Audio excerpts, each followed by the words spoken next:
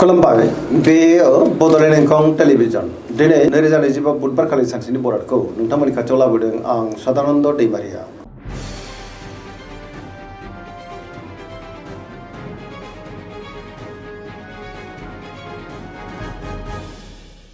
सिगां फरायलांदों मेष राशि गिबि हांखो अ ल दिनैनि साना मोजां आरो गाज्रिनि गेजेरजों बाबेरलांनो हागौ। गोसोखौ दिनै जोबोर उसुखुथु मोननोबो हागौ। गुबुननि थाखाय नाङा फाङा जेंनायाव दिनै गोग्लैनानोबो हागौ। सुथुरनि गाज्रि नोजोर थानोबो हागौ। मावलांनाय खामानिखौ मावफुंनायाव माबा नङा मोनसे गोरोन्थिबो जालांनो हागौ। गुबुननि थाखाय दिनै नाङा फाङा जेंनायाव गोग्लैनांनो हागौ। देहाया दिनै बारा मोजां थानाय नङा। गोबां रोखोमनि देहायारि जेंनाजों मोगा मोगि जालांनोबो हागौ। रांखावरियाव मोजां अब्लाबो नाथाय खरसायाबो बांनो हागौ। बेफार फालांगियाव मोजां होनजायो। न'खराव अननानै फैगोन बिदा फंबायनिफ्राय हेफाजाबखौ मोननो हागौ। अब्लाबो नाथाय नेगेटिभ जाथिनि गोहोम गोग्लैनोबो हागौ। गुबुननिफ्राय हेफाजाबखौ मोननो दिनै गोब्राब जानो हागौ। लाइमोनफोरनि गोसोआ दिनै जोबोर आला खाला जागोन आरो गावबा गावनि गोसोनि साननायफोरखौ दिनै फोरमायलायनो गोब्राब जानोबो हागौ।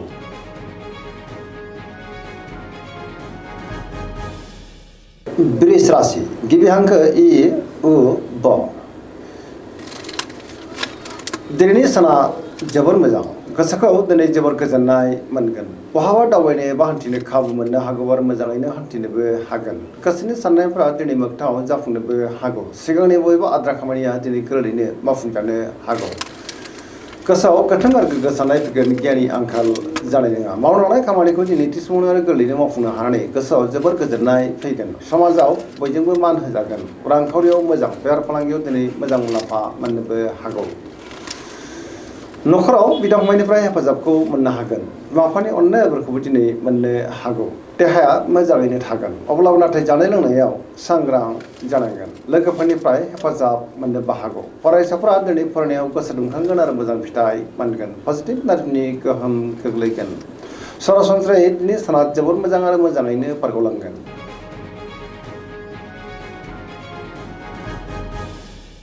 मिथुन राशि गिबि हांखो क स दिनैनि साना मोजां आरो गाज्रिनि गेजेरजों बाबेरलांनो हागौ। गोसोआव दिनै गोनो गोथो साननायबो फैनो हागौ। गुबुननि थाखाय नाङा फाङा जेंनायाव गोग्लैनानैबो हागौ। बहाबा हान्थिब्ला दिनै लामा सामायाव सांग्रां जानांगोन। मावलांनाय खामानिखौ मावफुंनो हायोब्लाबो माबा नङा माबा मोनसे गोरोन्थिबो जालांनो हागौ। देहाया दिनै मोजाङैनो थागोन। अब्लाबो नाथाय जानाय लोंनायाव सांग्रां जानांगोन।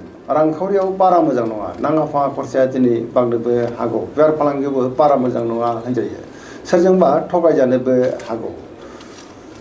सोरबा लोगोनिफ्राय हरखाबै गाज्रि खौरांबो फैनो हागौ।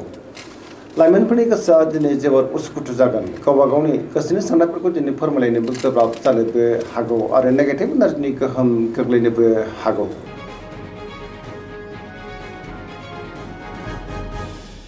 कर्कट राशि गिबि हांखो ड ह दिनैनि साना जोबोर मोजां। गोसोखौ दिनै जोबोर गोजोननाय मोनगोन। सोरबा लोगोजों बाख्नाय जानोबो हागौ। बहाबा दावबायनो एबा हान्थिनो खाबु मोननो हागौ आरो मोजाङैनो हान्थिनोबो हागोन। गोसोनि साननायफ्रा दिनै मोगथाङाव जाफुंनोबो हागौ। गोसोनि बोलोआ बांगोन। पजिटिभ साननो रोंगोन। गियाननि आंखाल जानाय नङा। रांखावरियाव दिनै जोबोर मोजां होनजायो। बेफार फालांगियाव दिनै जोबोर मोजां मुलाम्फा मोनगोन। गुबुननि थाखाय दिनै गोबां मोजां खामानि मावनानै होनोबो हागोन। सोरजोंबा बाख्नाय जानोबो हागौ। देहाया दिनै मोजाङैनो थागोन। मोनफ्रोमबो खामानियावनो दिनै जाफुंसारनो हागौ। सिगांनि बबेबा आद्रा खामानिया दिनै मावफुंजानो हागौ। बबेबा जेंनाखौ दिनै गोरलैयैनो सुस्रांनोबो हागौ। सरासनस्रायै दिनै साना जोबोद मोजां आरो मोजाङैनो बारग'लांगोन।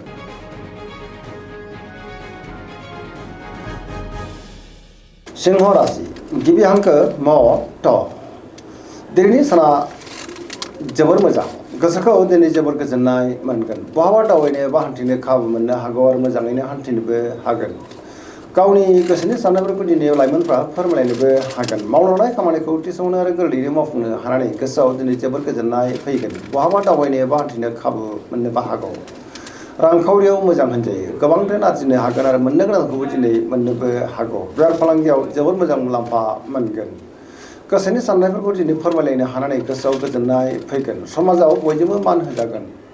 गुबुननि थाखाय गोबां मोजां खामानि मावनानै होनोबो हागोन। सिगांनि बबेबा आद्रा खामानिया दिनै गोरलैयैनो मावफुंजानोबो हागौ आरो पजिटिभ एनार्जिनि गोहोम गोग्लैगोन। धोरोमारि बिथिङावबो गोसो दुंखांनो हागौ।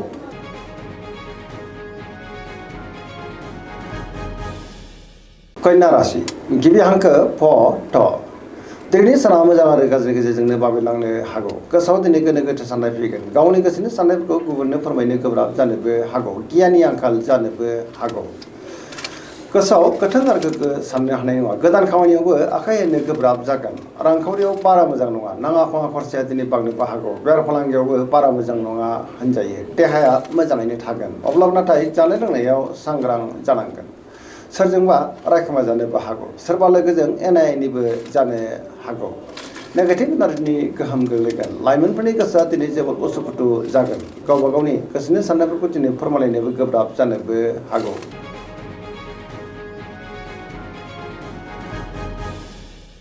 तुला राशि गिबि हांखो र थ दिनैनि साना जोबोद मोजां गोसोनि बोलोआ बांगोन गोसोनि साननायफोरा दिनै मोगथाङाव जाफुंनोबो हागौ मावनो लानाय खामानिखौ थि समावनो आरो गोरलैयैनो मावफुंनो हानानै गोसोआव दिनै जोबोर गोजोननाय फैगोन बहाबा दावबायनो एबा हान्थिनो खाबु मोननो हागौ आरो मोजाङैनो हान्थिनोबो हागोन रांखावरियाव दिनै जोबोर मोजां होनजायो बेफार फालांगियावबो जोबोर मोजां मुलाम्फा मोनगोन न'खराव बिसि फिसायनि गेजेराव अनलायनाय फैगोन समाजावबो मान मोननो हागोन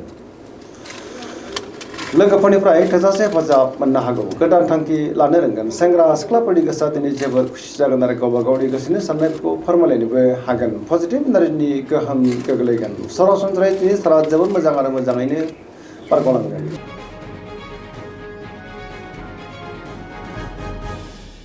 वृश्चिक राशि गिबि हांखो न स दिनैनि साना जोबोर मोजां सिगांनि बबेबा जेंनाया दिनै गोरलैयैनो सुस्रांजानोबो हागौ पजिटिभ एनार्जिनि गोहोम गोग्लैगोन बहाबा दावबायनो एबा हान्थिनो खाबु मोननो हागौ आरो मोजाङैनो हान्थिनोबो हागोन समाजाव लोगो लेवा बांगोन सोरबा गोजाम लोगोजों दिनै बहाबा लोगो मोनज्लायनोबो हागौ गोसोआव गोथों आरो गोग्गो साननाय फैगोन गियाननि आंखाल जानाय नङा मावनो लानाय खामानिखौ थि समावनो आरो गोरलैयैनो मावफुंनोबो हागोन गुबुननिफ्राय थोजासे हेफाजाबबो मोननो हागौ गोसोनि साननायफ्रा दिनै मोगथाङाव जाफुंगोन गोसोनि बोलोआ बांगोन समाजाव बयजोंबो मान होजागोन न'खराव बिसि फिसायनि गेजेराव अनलायनाय फैगोन बिदा फंबायनिफ्राय थोजासे हेफाजाब मोननो हागौ रांखावरियाव मोजां होनजायो बेफार फालांगियाव दिनै जोबोद मोजां मुलाम्फा मोनगोन देहायाबो दिनै मोजाङैनो थागोन गोबां रोखोमनि जेंनाखौ गोरलैयैनो सुस्रांनोबो हागोन फरायसाफ्रा दिनै फरायनायाव गोसो दुंखांगोन आरो मोजां फिथाइ मोनगोन लाइमोनफ्रा जोबोर खुसि जागोन आरो गावबा गावनि गोसोनि साननायफोरखौ दिनै फोरमायलायनोबो हागोन सरासनस्रायै दिनैनि साना जोबोर मोजां आरो मोजाङैनो बारग'लांगोन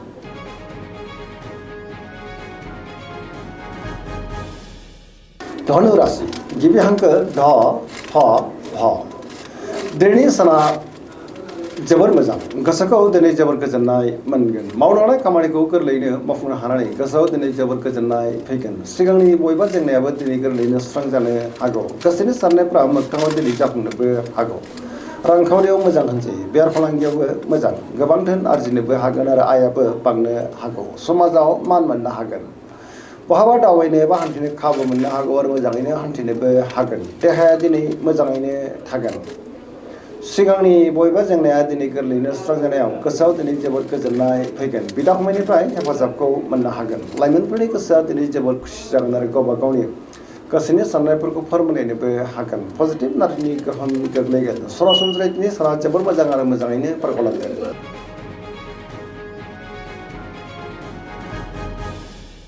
मकर राशि गिबि हांखो ख ज दिनैनि साना जोबोर मोजां गोसोआव गोथों आरो गोग्गो साननाय फैगोन गियाननि आंखाल जानाय नङा सोरबा लोगोजों दिनै बाख्नाय जानोबो हागौ मावनो लानाय खामानिखौ गोरलैयैनो मावफुंनो हानायाव गोसोआव दिनै जोबोर गोजोननाय फैगोन बेफार फालांगियाव दिनै जोबोर मोजां रांखावरियाव मोजां होनजायो गुबुनजों मोजां सोमोन्दो लाखिनोबो रोंगोन मोनफ्रोमबो खामानिखौ दिनै गोरलैयैनो मावफुंनो हागोन न'खराव बिदा फंबायनिफ्राय हेफाजाबखौ मोननो हागोन आरो बिसि फिसायनि गेजेराव अनलायनाया बांगोन सेंग्रा सिख्लाफ्राबो गावबा गावनि गोसोनि साननायफोरखौ दिनै फोरमायलायनोबो हागोन धोरोमारि बिथिङावबो गोसो दुंखांनो हागौ सरासनस्रायै दिनै साना जोबोर मोजां आरो मोजाङैनो बारग'लांगोन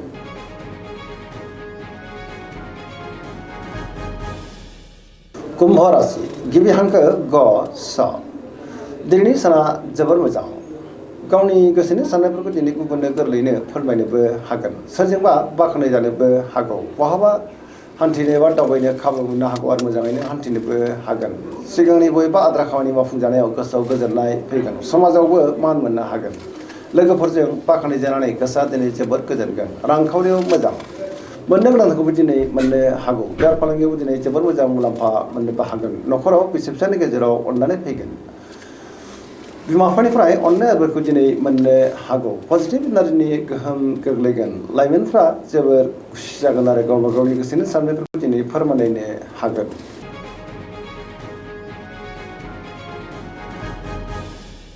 मीन राशि गिबि हांखो द स दिनैनि साना मोजां आरो गाज्रिनि गेजेरजों बाबेरलांनो हागौ गोसोआव दिनै गोनो गोथो साननायबो फैनो हागौ गावनि गोसोनि साननायफोरखौ दिनै गुबुननो फोरमायनो गोब्राब जागोन माबा नङा मोनसे जेंनाजों मोगा मोगि जानांनोबो हागौ गोसोआव गोनो गोथो साननाय फैगोन देहाया दिनै मोजाङैनो थागोन अब्लाबो नाथाय जानाय लोंनायाव सांग्रां जानांगोन रांखावरियाव बारा मोजां नङा नाङा फाङा खरसाया दिनै बांनोबो हागौ आयनिख्रुइ खरसायासो दिनै बांसिन जानोबो हागौ बेफार फालांगियावबो बारा मोजां नङा होनजायो सोरजोंबा थगायजानोबो हागौ लाइमोनफोरनि गोसोआ दिनै जोबोद उसुखुथु जागोन गावबा गावनि गोसोनि साननायफोरखौ फोरमायनो हायोब्लाबो नेगेटिभ एनार्जिनि गोहोमबो गोग्लैनो हागौ मोनफ्रोमबो बिथिङावनो दिनै सांग्रां जानाया गाहाम दिनैनि राशि फरायनाया एसेनोसै जोबनायाव बेखौनो खावलायो जाहाथे नोंथांमोना सानफ्रामबो जोंनि बे बड'लेण्ड इंखं टेलिभिजनखौ नायबाय थायो आरो साबस्क्राइब खालामो लोगोसे लाइक खालामो आरो शेयार खालामो एसेनोसै गोजोन्थों